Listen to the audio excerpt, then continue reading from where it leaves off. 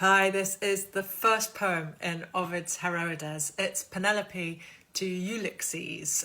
Ulysses, we would say, that's the Roman name for Odysseus, who of course is Penelope's husband. It's a story that we probably already know. Certainly Ovid's audience would have already known from Homer's epic poem, the Odyssey, which tells the story in quite a convoluted way of Odysseus's homecoming from Troy. Famously, he is away for longer than any of the other heroes. He leaves Ithaca and goes away to the war for 10 years, and then it takes him another 10 years to find his way home. So Penelope, famously in myth, waits longer than all the other wives ever have to.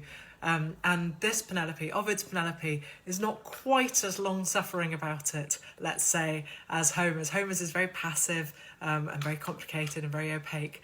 But Ovid's is just a little bit irritable now. So her letter begins with her saying, this is your Penelope writing to you. She calls him lento Ulysses, slow Ulysses. She says, you're late. And then the second line of the poem, she says, and don't write back to me, come yourself. She's tired of waiting for him. Troy still stands for her, she says. I absolutely love this version of Penelope, not least because it seems a little tiny bit like the Trojan War has been constructed to personally inconvenience her. She's like, oh yeah, all the Greek girls hate Troy, and of course they do, because it takes their menfolk away. So, you know, they're all relieved when the city falls, but for her, it still stands. It gives us just a totally different perspective of a story that we thought we already knew.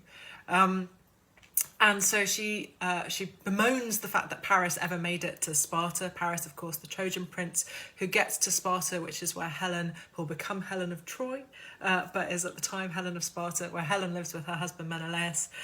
Paris goes there and she wishes that he drowned instead, because then she wouldn't be sleeping in an empty bed. So she feels very strongly, takes it very personally. And that is, at least in part, because love is always tinged with fear, she says. Just at the point where you think Ovid is joking, he manages to say something so absolutely true and serious and sad that it just stops you in your tracks. She spent the whole war being afraid for Ulysses. She had been incredibly worried when, for example, she got stories of other heroes doing things. So the son of Menoetius, she means Patroclus, who is killed, spoiler, by Hector. She has been worried when she hears about the, we call it the Doloneia, which is book 10 of the Iliad, when Odysseus and Diomedes go on a killing spree. They catch a man named Dolon, which is why it's named after him, a Trojan spy, and they torture him, really, to find out a weak spot in the enemy ranks, and they suggest that Rhesus, the king of Thrace, who's asleep, is the person that they should attack. And they do. And this story is presented very impressively in the Odyssey. Here, when Penelope tells it, the emphasis is really different. She says, you killed Dolon and Rhesus. She says one was killed by a trick. The other one was killed because he was asleep. It doesn't sound quite so impressive now. And her main focus, again, is just how much attention Odysseus/Ulysses wasn't paying to her. She says, "O nimium quae oblite tuorum." Oh, sure, you were thinking about me, just too much, huh? Yeah, how dare he put himself in danger, you know, when she's waiting for him. Troy fell for other people, she says. For me, it still stands. The city might have fallen, but for her, it might as well still be there because he hasn't come home. And where are you? She says, I'm asking questions of everybody. I'm driving everyone crazy. I've sent questions to Nestor. He is a wise old friend of Odysseus who had made it home. He doesn't know. I've sent messages to Sparta. That's Helen and Menelaus. They don't know anything. She wishes that she hadn't prayed for the city to fall, because then at least she would know where he was. At least she would know that Ulysses was at Troy, and then she could just be afraid of war. What she's afraid of course, is a different kind of potential loss. Not that her husband will die, but that he'll leave her. And she's right, isn't she? Because in the Odyssey, of course, famously, he's delayed for 1 year with Circe, who turns all his men to pigs, and then he persuades her to turn them back with a little help from his friend Hermes.